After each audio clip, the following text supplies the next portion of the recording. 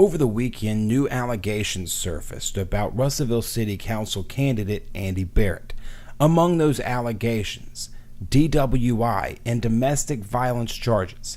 In this exclusive interview with the Local Rundown, Barrett says that these allegations are completely unfounded.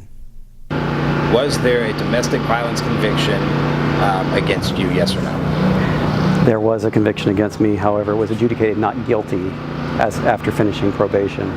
It's a challenging thing being in a relationship with a person that's undergoing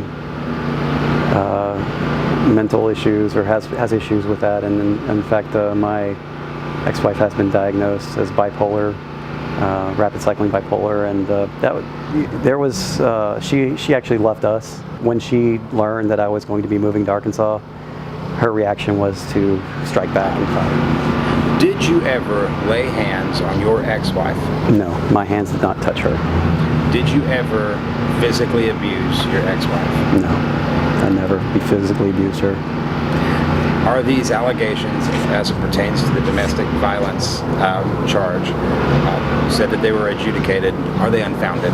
They are unfounded. The second allegation, a DWI charge in Chattanooga, Tennessee. Barrett explains it this way. I was driving late at night, heading back towards Chattanooga, and I was feeling pretty sleepy. Next thing I remember, don't remember a collision, don't remember anything happening. I remember waking up in a roadside rest stop. It was very scary when I woke from that, and then I felt like I was confused. I didn't know where I was. I just, recalled driving on the interstate. I assumed I had been in a collision after I saw the back of my truck. So I stayed there for about 30-40 minutes waiting. They said they had called a state trooper, and I was waiting for him to arrive. When the state police trooper arrived, he immediately wanted to field sobriety test me, which I was a little bit shocked from. I didn't agree that it was the right thing to do, but I went ahead and did the test, and out of the test I passed 3 out of the 4 criteria for being sober. The one I did not pass, which the officer said was the eye stigmatas test, which shows the iris moving erratically.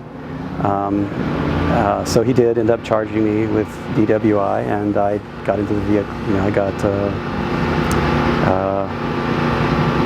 Basically, ultimately, at the end of all of that, the charges for the DWI were dropped when I went to the court. You worked for the Nuclear Regulatory Commission. Correct. Very high security clearance, obviously. Right.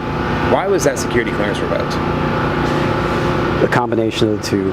So the domestic violence charges previously, and of course with the DWI charge, that's 2 months into after I did report those things, they did decide to take my security clearance away, and I'm currently going to have to go to a hearing to regain my security clearance. And you expect that you will regain your security clearance? Absolutely. Okay.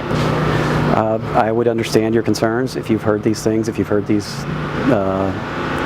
things that have been said about me and my issues that I've had in my family, my life, and I would ask you just to consider that there is alternative stories that you may be hearing, and I would like to, if you do have questions, feel free to contact me. Call me.